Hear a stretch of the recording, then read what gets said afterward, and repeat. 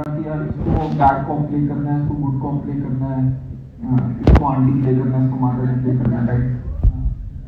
At least उन्होंने भी बोला लोग माता जी प्ले करने से पता नहीं क्यों।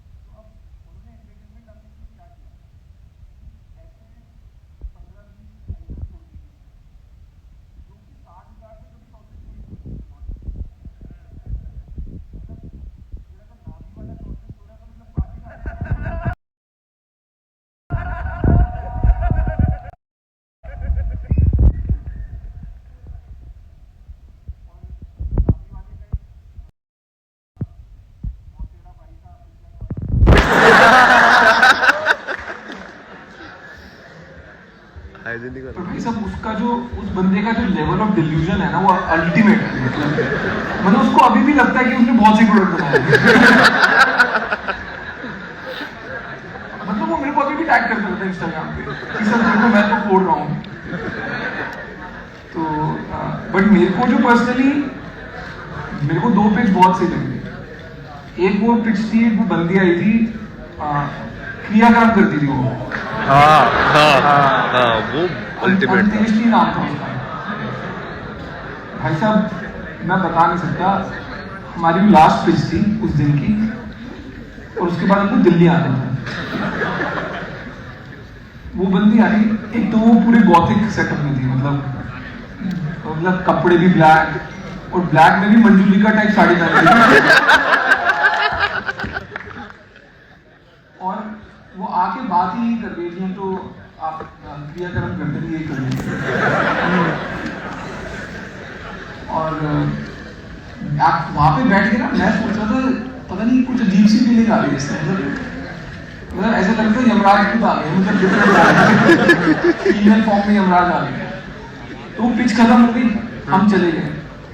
तो अब गाड़ी है, मैं जा रहा हूँ, मैं अमन और मेरी वाइफ बैठे हैं कार में, हम एयरपोर्ट जा रहे हैं और इनोवा थी। भाई साहब अमन गुप्ता पीछे मुड़ के दिख जाए कि भाई कोई बैठा तो नहीं था लास्ट सीट में। इतनी जेन्युइनली पड़ गई थी ना हमारी बीच। तो एक वो मेरे को पसंद थी, एक इन्होंने पिच दिखाई नहीं, पता नहीं फिर से दिखाने की कोशिश करी तो तुमने देखी नहीं शायद। एक था बंदा वो लाइव कीड़े बेचने आया था, देखिए वो नहीं मतलब यूट्यूब में देखिए वो अल्टीमेट पिच थी मेरे हिसाब से। वो बंदा बोल रहा है कि आपके घर में जो पेट्स होते हैं फिश वगैरह, उनको लाइव कीड़े खाने चाहिए, उनको प्रोटीन मिलता है। और वो बंदा जूलॉजी में पीएचडी या कुछ ऐसे मास्टर्स था। तो बोला जी हम तो लाइव कीड़े डिलीवर करते हैं आपके घर पे। मतलब जोमैटो खाना डिलीवर कर रहा है तो तुम कीड़े तो कर ही सकते हो। और अब अमन और मेरी हंसी ना रुके, अब क्या बड़ी बेचने पे आ गया। और तो हम किसी तरह कोशिश करें कि खत्म हो जाए पिच। तो इतने में विनीता को पता नहीं कहाँ से कुछ जागा, वो बोल रही है आप मेरे को एक चीज बताओ, आपकी कॉस्ट ऑफ प्रोडक्शन क्या है?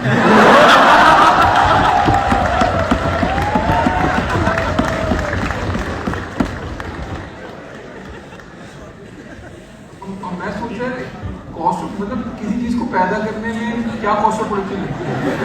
मतलब एटलीस्ट इंडिया में तो मत पूछो, 130 करोड़ लोग हैं यार।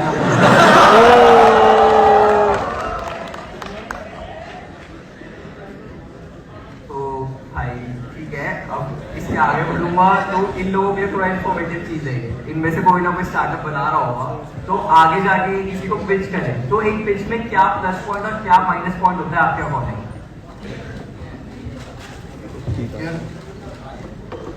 इसमें प्लस पॉइंट तो ऑनेस्टी होती है कि क्या पता है क्या नहीं पता है, क्या फिगर आउट कर लिया, क्या फिगर आउट करना रह गया।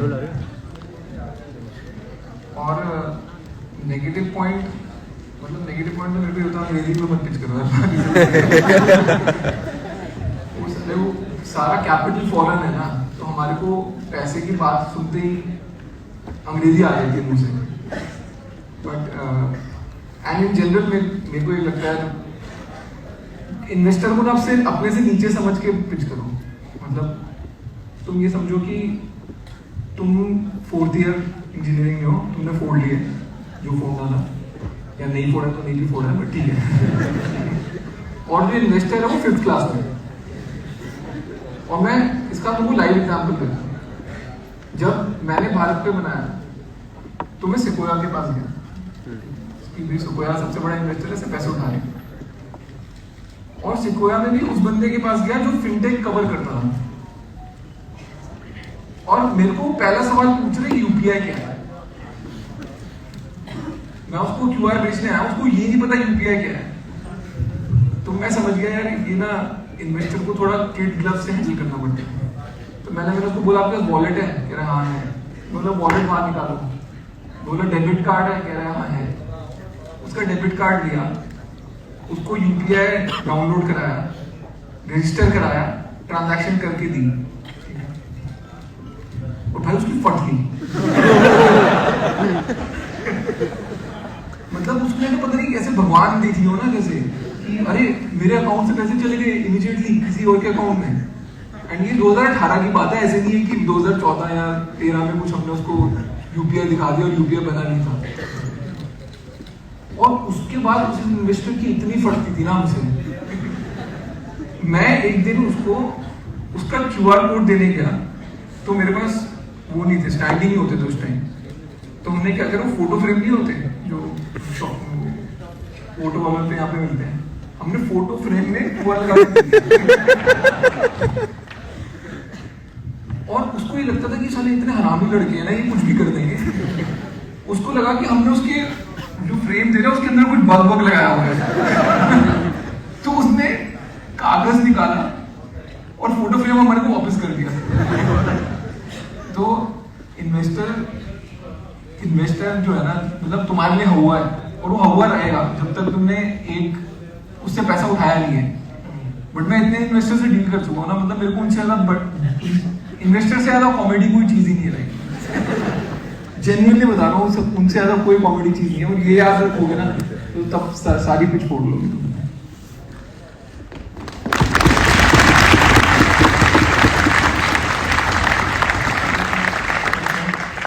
नेक्स्ट 10 years में आपको क्या लगता है कि कौन सी फील्ड ऐसी है जिसमें सबसे ज्यादा बूम आएगा, लाइक जो सबसे एकदम स्पाइक लेगी? क्या बोला?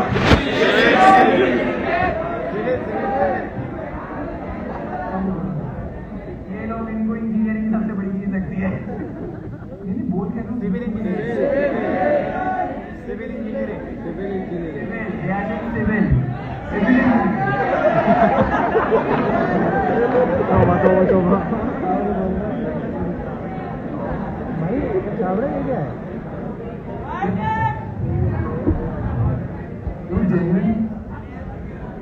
जेन्युइन चीज तो जो नेक्स्ट 10 years में बूम करेगी वो तो इलेक्ट्रिक व्हीकल।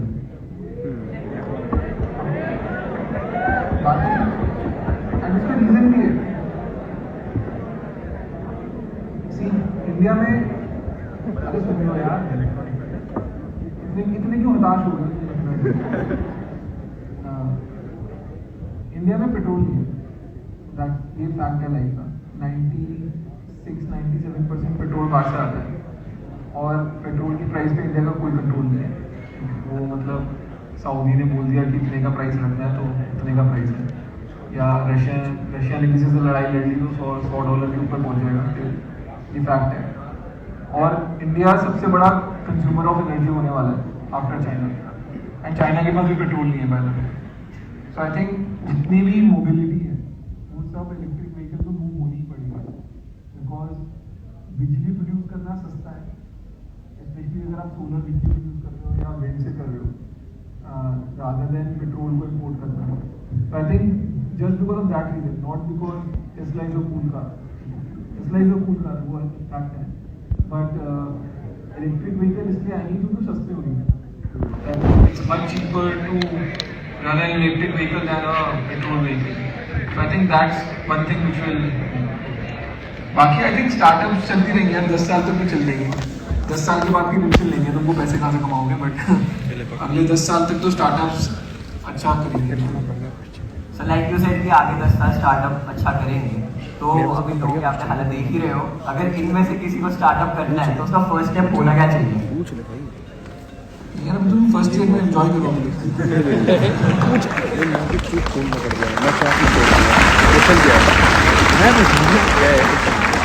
अगर आज आपको मौका मिले तो आप कौन सी कंपनी के सीईओ बनना चाहते?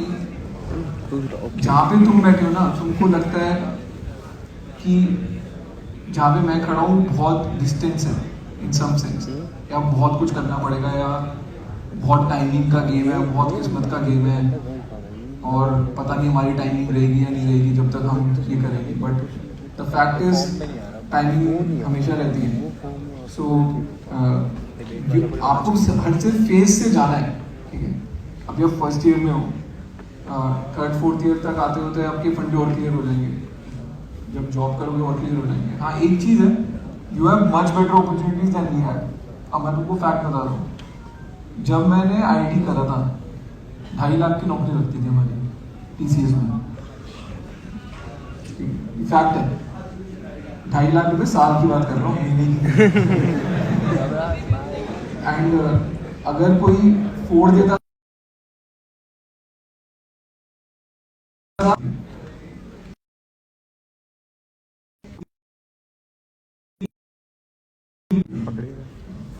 तो तुम उस हिसाब से देख लो तुम्हारी प्लेसमेंट का क्या सीन है, मेरे को नहीं पता स्टार्टिंग जॉब क्या है, एवरेज सैलरी क्या है, but I am assuming much better है।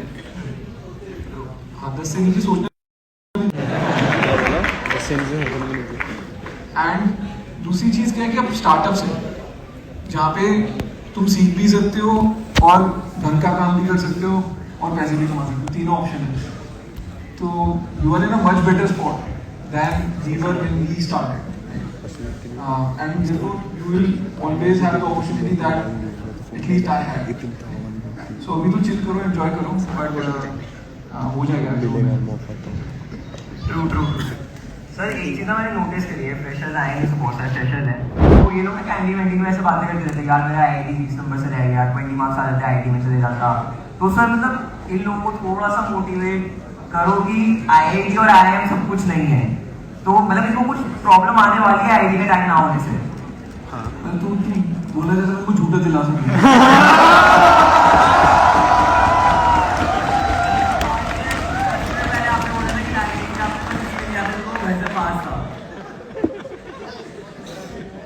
ऐसा बोलना होता है। नहीं यार देखो, मैंने कौन सा आईटी करके कुछ बोल लिया, मतलब मैंने नहीं लिखा।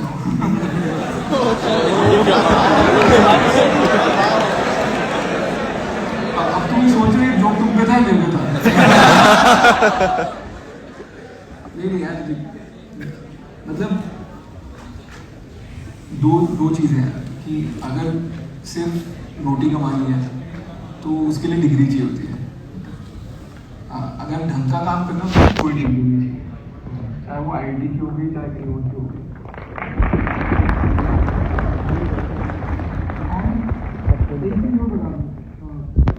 तुम डिग्री इसलिए कमा रहे हो क्योंकि वो तुम्हारे माँ बाप के लिए इंश्योरेंस है। उनको लगता है कि यार हमने तो पढ़ा लिखा दिया, डिग्री दिला दी, इसके बाद भी अगर ये नहीं करता तो ठीक है, निखरता हमारा काम तो पूरा हो गया। बट जेन्युइनली अच्छा काम करने के लिए कोई डिग्री नहीं चाहिए, स्पेशली आज की डेट में यार, मतलब सब कुछ वेब पे अवेलेबल है। अगर तुमको कुछ भी सीखना है, कोई भी, अगर तुमको लगता है कोई भी यूनिवर्सिटी का कोर्स करना है, कुछ भी करना है, सब कुछ नेट पे अवेलेबल है, बिल्कुल फ्री है। तो अब तो तुम नहीं सीख रहे हो तो वो तुम्हारी कमी है, लैक ऑफ अपॉर्चुनिटी नहीं है। बाकी देखो, ये बात मैं तुमको बता देता हूँ कि बहुत सारे आईआईटी आईएम वाले तुमको टकरेंगे लाइफ में, ठीक है, और वो हमेशा उनकी चिप ऑन द शोल्डर हमेशा रहेगी। एंड वो इसलिए क्योंकि जब 8वीं या 9वीं क्लास में सबने तैयारी शुरू करी तो वो तुम्हारे साथ थे, फिर किसी का IIT में हो गया, फिर किसी का IIM में हो गया, अब उसको लग रहा है उसने फोड़ लिया। बट ऐसा कुछ नहीं होता, मतलब IIT IIM में भी वो 80-20 का रूल हमेशा लगता है। 80% लोग सिर्फ फ्लोट करते हैं, वो डिग्री का खाते हैं, 20% लोग फोड़ के जाते हैं। तो वहाँ पे भी कोई सक्सेस नहीं आ पाता। तुम ये सोचो, मतलब जो IIT भी गया उसने भी नहीं फोड़ा, उसकी क्या हालत होगी, मतलब वो अंदर से तो उसको खोखलापन लगेगा ना यार, कि मतलब मेरे पास अपॉर्चुनिटी थी और मैं क्या कर रहा हूँ। So end of the day काम पे यार, जो ढंग का काम करेगा वो आगे निकल जाएगा, डिग्री में नहीं छोड़ूंगा।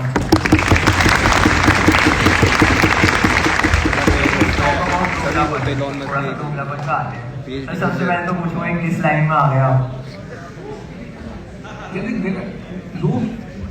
लोगों को ये लगता है कि बुक लिखना एक लाइन है, ठीक है।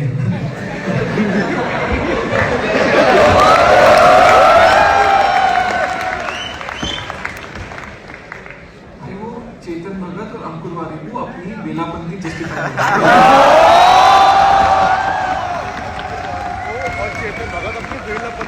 कर रहे हैं।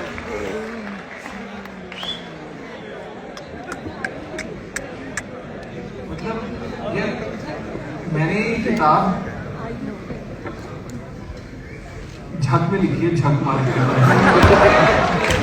कि चलो ठीक है, मेरे पास टाइम है और मेरे को US जाना था, मेरे पास 5 हफ्ते थे उसके बीच में,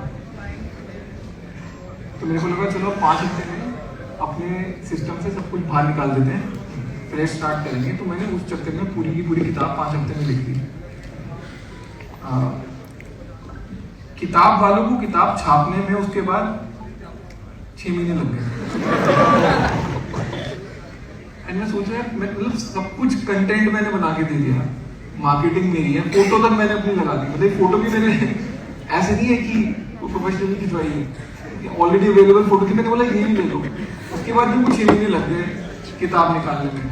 तो किताब कोई ऑथर मत बनना कभी लाइफ में, मतलब 2 पैसे नहीं है। और मतलब झमेले इतने हैं। तो मेरा सिंपल ये था कि ठीक है, एक ब्रांड क्रिएटेड है और स्टोरी थी, और मैंने स्टोरी के पीछे लिखा। दूसरा मेरे को खुद तक ये थी, साला अंकुर वारिकू नंबर 1 बेस्टसेलर कैसे होगा।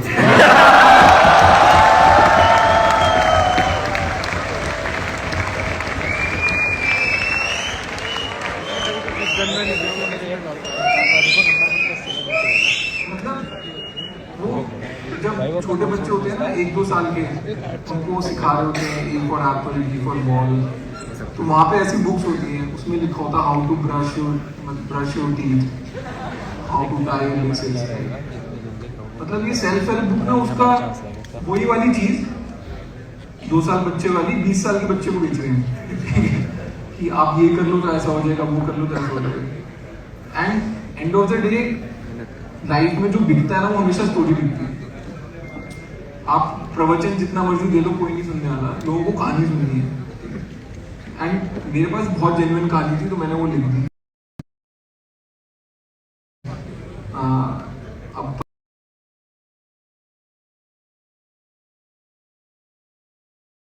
पता नहीं मैं नंबर 1 बेस्टसेलर कैसे बन गया, मेरे को ही नहीं समझ आ रहा है। बट हाँ, बिना लॉन्च करे बन गया। लॉन्च अब मैं उसमें भी बताता हूँ क्या हुआ। मेरी तो ऐसा कोई हफ्ता होता नहीं जहाँ मेरी लड़ाई